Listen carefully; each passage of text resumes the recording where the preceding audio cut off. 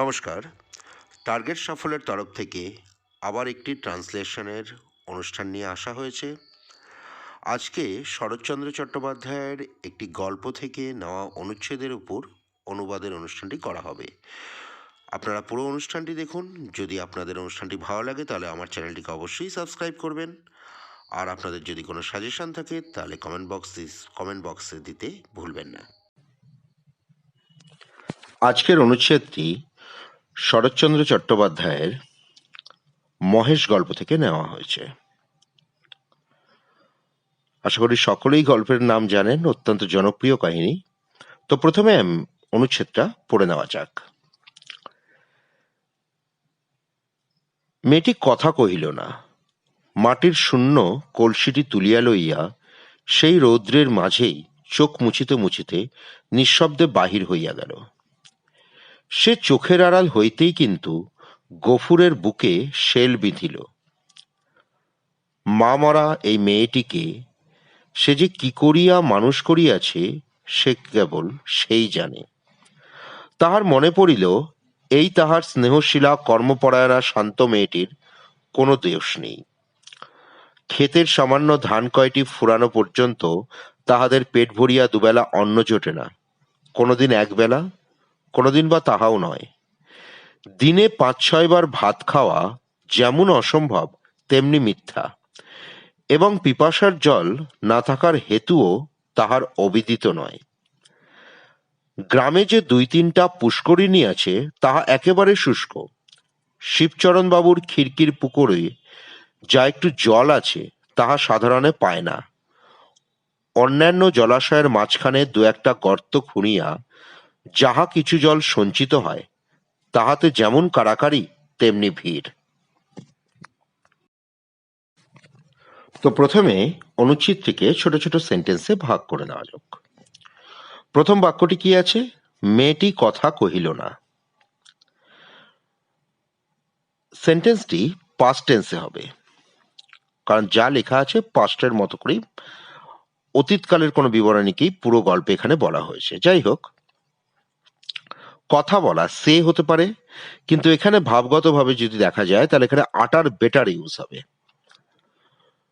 তো negative sentence, তো আমরা সেন্টেন্সটি কি লিখতে পারি? দ্য গার্ল ডিড নট আটার আ সিঙ্গেল ওয়ার্ড। তো ধরা যাক সেন্টেন্সটিকে একটু প্যারাফ্রেজিং করা যাক, একটু ভালো করে দেওয়া যাক আরো। তো গার্লের জায়গায় আমরা লিখতে পারি এখানে ইয়াং লেডি আটারকে এক্সপ্রেস। তো সেন্টেন্সটিকে যদি একটু পরিবর্তন করে নেওয়া যায় তাহলে সেক্ষেত্রে কি হবে? The young lady didn't express a single word. দুটো সেন্টেন্সের মধ্যে যে কোনো একটি ব্যবহার করা যেতে পারে, দ্বিতীয় সেন্টেন্সটি পড়তে বা শুনতে ভালো লাগবে। পরের সেন্টেন্সটি আছে, পরের বাক্যটি, মাটির শূন্য কলসিটি তুলিয়া লইয়া সেই রৌদ্রের মাঝেই চোখ মুছিতে মুছিতে নিঃশব্দে বাহির হইয়া গেল। তুলে নেওয়া, পিক আপ। শূন্য কলসি, এখানে আর্দেন পট, যেহেতু এখানে মাটির কলসি বলা হয়নি, তবে সেই সময় বাংলাদেশে জেনারেলি মাটির কলসি কিন্তু ব্যবহার হতো। তো এমটি পিচার, শূন্য কলসি এমটি পিচার ব্যবহার করা যেতে পারে। রৌদ্র, in the middle of the সান। চোখ মোছা, whipping ice.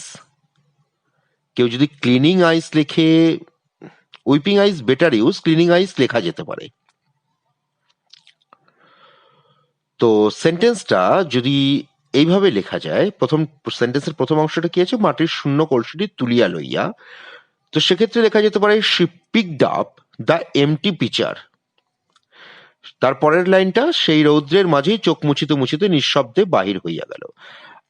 And went out silently in the middle of the sun weeping her আইস।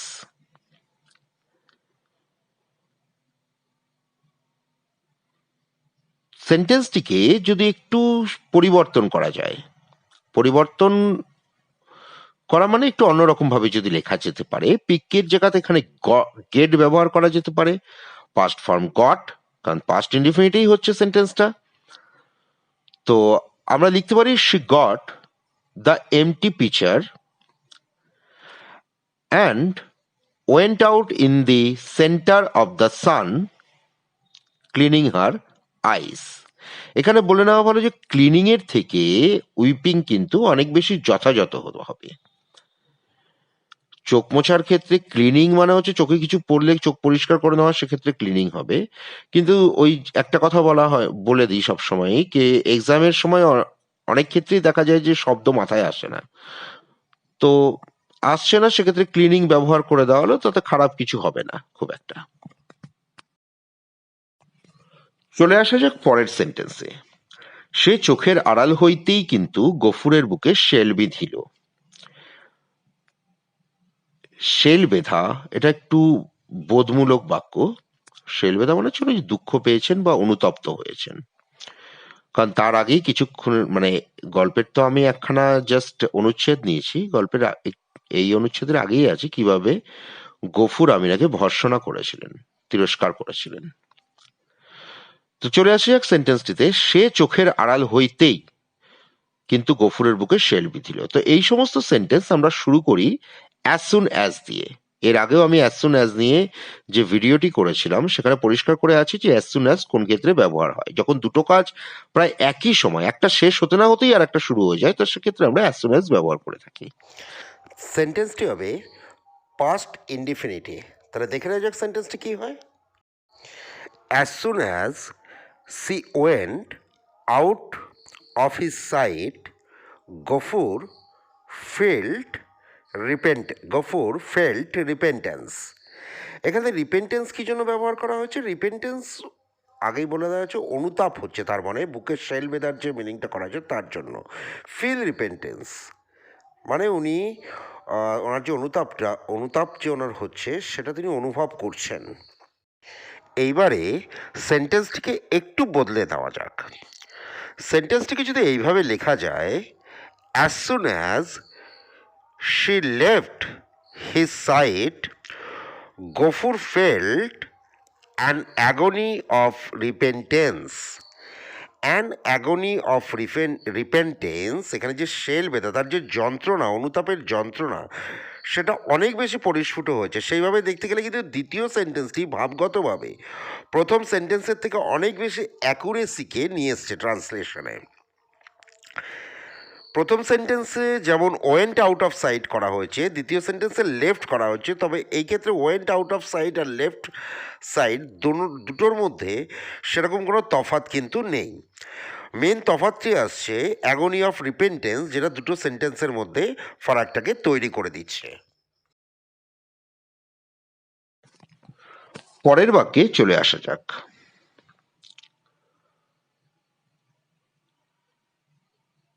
মা মরা এই মেয়েটিকে সে যে কি করিয়া মানুষ করিয়াছে সে কেবল সেই জানে।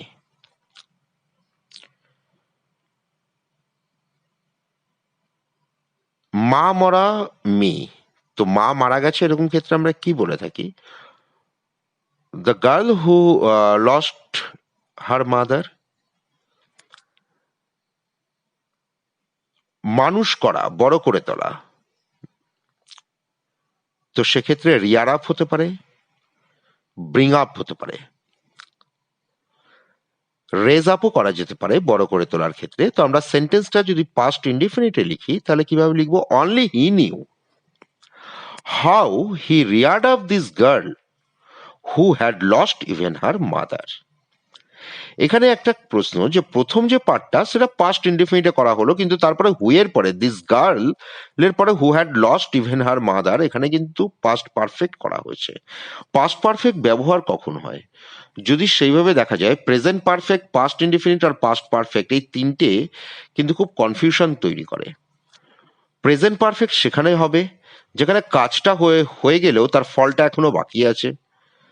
পাস্টে কোনো কাজ হয়ে গেলে সিম্পলি পাস্ট ইনডিফিনিট টেন্স বা সিম্পল পাস্ট টেন্স। আর যদি দুটো পাস্ট টেন্স একসাথে থাকে, দুটো বাক্য, আর সেই দুটো বাক্যের মধ্যে যেটি পাস্টেরও পাস্টে ঘটেছে, সেটা পাস্ট পারফেক্ট। তো এখানে পুরো ঘটনাটাই আছে পাস্ট ইনডিফিনিটে, কিন্তু মা মারা যাওয়ার যে ঘটনাটা সেটা আরো পুরনো, আরো আগে, আরো অতীতে ঘটে গেছে, যে কারণে এখানে পাস্ট পারফেক্টকে ব্যবহার করা হলো। তো এখানে রিয়ার আপের জায়গায় যদি কেউ রেজ আপ করে তাহলে কোনো পরিবর্তন হবে না ভাবের। যেমন সেন্টেন্সটা সেখানে এইভাবে লেখা যেতে পারে, only he knew how he raised up this young girl who had lost even her mother. দুটো সেন্টেন্সের মধ্যে ভাবের কোনো পার্থক্য নেই, শুধু দুটো শব্দকে আলাদা করে ব্যবহার করা হয়েছে, যেখানে রিয়ার আপ ব্যবহার করা হয়েছে প্রথমটিতে, আর দ্বিতীয়টিতে রেজ আপ ব্যবহার করা হয়েছে। চলে আসা যাক পরের বাক্যে। তাহার মনে পড়িল এই তাহার স্নেহশীলা কর্মপরায়ণা শান্ত মেয়েটির কোনো দোষ নাই। স্নেহশীলা, অ্যাফেকশনেট, কর্মপরায়ণা, ডিউটিফুলও হতে পারে। এখানে যদি লয়াল বলা যায় তাতে কোনো সমস্যা হবে না। লয়াল মানে যে বাধ্য খুব, শান্ত, কামলি। মনে করা, রিমেম্বার হতে পারে, কেউ যদি রিমেম্বারের জায়গায় রিকল লিখতে পারে তাও হবে। তো এখানে সেন্টেন্সটিকে আমরা পাস্ট ইনডিফিনিটে লিখবো। তো কি লেখা যায় এখানে? He remembered that there was no fault in this affectionate, loyal, calmly natured girl. কেউ যদি এইভাবে লেখে, he recalled that there was no shortcomings, shortcomings or আরো ভালোভাবে যদি বলা যায় তাহলে drawbacks, there was no drawbacks in this affectionate, dutiful, calmly natured girl. খালি শব্দগুলোকে আলাদা করে দেওয়া হয়েছে, ভাবের বা টেন্সের কোনো পার্থক্য কিন্তু এখানে হয়নি। খালি সেন্টেন্সটিকে যদি গার্নিশিং বলা যায়, ডেকোরেটিভ বলা যায়, তাহলে দ্বিতীয় সেন্টেন্সটি একটু ডেকোরেটিভ ওয়েতে তৈরি করা হয়েছে। পরের বাক্যটি, ক্ষেতের সামান্য ধান কয়টি ফুরোনো পর্যন্ত তাহাদের পেট ভরিয়া দুবেলা অন্ন জুটে না।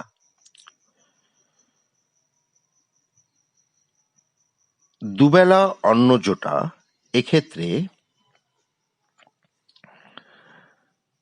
টু ফিল দেয়ার স্টমাক করা যেতে পারে, কারণ এটা সেন্টেন্সের ভাবের সাথে সঙ্গতিপূর্ণ করে করা হবে। সেন্টেন্সটি হবে পাস্ট ইনডেফিনিট টেন্সে।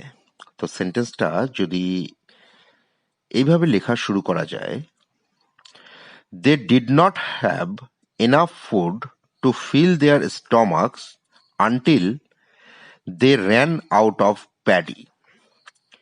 র্যান আউট অফ প্যাডি এটা করা হয়েছে খেতে পুরোপুরি ধান ফুরোনোর বাক্যটিকে বোঝাবার জন্য। They did not have enough food to fill their stomach, পেট ভরিয়া দুবেলা অন্ন জোটে না। ফিল দেয়ার স্টমাক মানে হচ্ছে, মানে স্টমাক মানে পাকস্থলী, কিন্তু এখানে ভাবগতভাবে পেট ভরানোকেই ফিল দেয়ার স্টমাকের কথাটি বলা হয়েছে। ধান ফুরোনো, রান আউট অফ প্যাডি। তো এখানে পাস্ট টেন্সে যেহেতু করে দেওয়া হয়েছে, যেখানে লেখা হয়েছে র্যান আউট অফ প্যাডি। চলে আসি এক পরের বাক্যে, কোনোদিন একবেলা, কোনোদিন বা তাহাও নয়।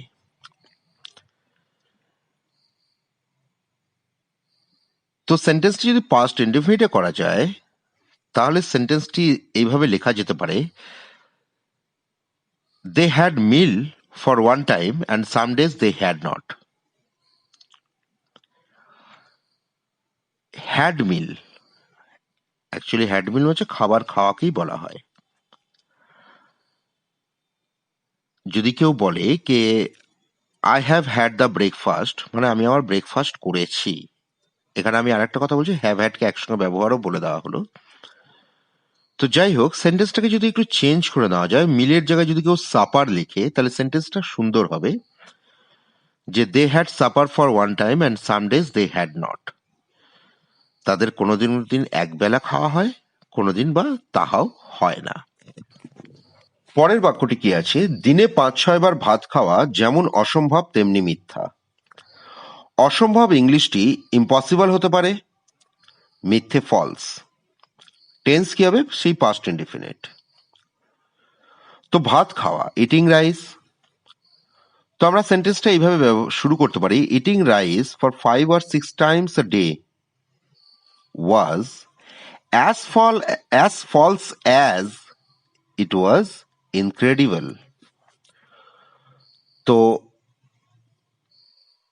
সেন্টেন্সটিকে যদি সামান্য বদলে নেওয়া যায়, যেমন এখানে ফলস ব্যবহার করা হয়েছে, কোনো ক্ষতি নেই, ফলস ঠিকঠাক ব্যবহার। কেউ যদি ফলসের জায়গাতে এখানে বোগাস ব্যবহার করে, মানে একদম অসম্ভব, মানে একদম আনট্রু, কোনো সত্যতাই এখানে থাকবে না, তো সেক্ষেত্রে বোগাস ব্যবহার করা যেতে পারে। তো সেন্টেন্সটা একই ধরনের থাকবে, সেন্টেন্সের স্ট্রাকচারে কোনো পরিবর্তন হবে না। Eating rice for 5 or 6 times a day was as bogus as it was incredible. পরের বাক্যটি আছে, এবং পিপাসার জল না থাকার হেতুও তাহার অবিদিত নয়। অবিদিত মানে হচ্ছে অজ্ঞাত, না জানা। তো অবিদিত এক্ষেত্রে আমরা লিখতে পারি ইগনোরান্ট। পিপাসার জল না থাকা, তো সেক্ষেত্রে need of water to drink ব্যবহার করা যেতে পারে। সেন্টেন্সটি আমরা শুরু করব নর দিয়ে, কারণ আগেরটি এবং পরেরটি দুটো সেন্টেন্সে একসাথে কম্বাইন বাক্য, মানে যৌগিক বাক্যে এটা লেখা হয়েছে। এবং পিপাসার জল না থাকার হেতুও তাহার অবিদিত নয়, and nor was he ignorant of the reasons for the need of water to drink. দুটো বাক্য বাংলায় যেভাবে লেখা হয়েছে, দিনে 5-6 বার ভাত খাওয়া যেমন অসম্ভব, তেমনি মিথ্যা এবং পিপাসার জল না থাকার হেতুও তাহার অবিদিত নয়। সেন্টেন্স দুটো যেমন ইংলিশেও যদি একসাথে লেখা যায়, তাহলে হবে eating rice 5 or 6 times day is as bogus as it is incredible, and nor was he ignorant of the reasons for the need of water to drink. চলে আসে এক পরের সেন্টেন্সে, গ্রামে যে 2-3টে পুষ্করিণী আছে তাহা একেবারে শুষ্ক। পুষ্করিণী ইংলিশ পন্ডস বা ট্যাঙ্কস বলা যেতে পারে। শুষ্ক ড্রাই। তো সেন্টেন্সটি পাস্ট ইনডিফিনিট টেন্সে হবে। তো সেক্ষেত্রে কি লেখা যায়, there were 2 or 3 ponds in the village and all of them became dry. একাধিকবার আমি ট্রান্সলেশন করার সময় বলেছি, যদি বাক্যের মধ্যে কোনো সাবজেক্ট না পাওয়া যায়, তাহলে সেক্ষেত্রে বাক্যটি দেয়ার দিয়ে শুরু করা হবে। এখানেও দেখা যাচ্ছে কোনো সাবজেক্ট না থাকার কারণে বাক্যটি শুরু করা হয়েছে দেয়ার দিয়ে। চলে আসি পরের সেন্টেন্সে, শিবচরণ বাবুর খিড়কির পুকুরে যা একটু জল আছে তাহা সাধারণে পায় না। খিড়কি বলতে পেছনের দিকে।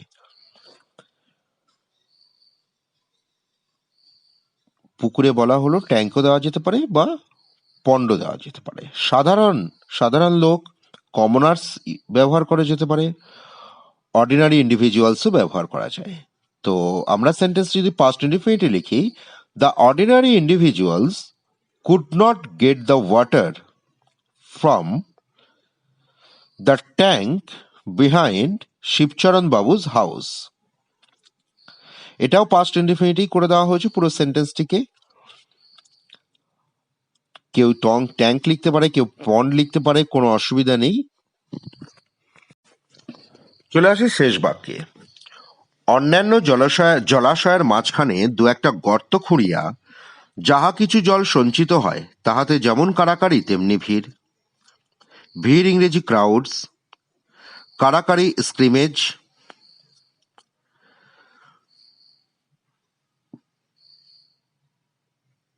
জলাশয়ের মাঝখানে গর্ত খোঁড়া, এখানে গর্ত খোঁড়ার ক্ষেত্রে বারোইং আ গ্যাপ, বা কেউ যদি লেখে tunnelling a hole, dig up করবেন না, এক্ষেত্রে ডিগ আপ হয় না, কারণ এটা জলের নালী, জলের জন্য গর্ত খোঁড়া হচ্ছে। ডিগ আপ ঠিক আছে, কিন্তু জলাশয়ের মধ্যে করা হচ্ছে, সেক্ষেত্রে ডিগ আপ মানেটা খুব পরিষ্কার করে হয় না। তো সেন্টেন্সটি যদি আমরা পাস্ট টেন্সে লিখি, পাস্ট ইনডিফিনিটে, তো শুরুটা এইভাবে হতে পারে, there were crowds as well as scrimmage for the water that could be collected. অবশ্যই পাস্ট ইনডিফিনিটে করা হয়েছে, কিন্তু প্যাসিভ ভয়েস করা হয়েছে।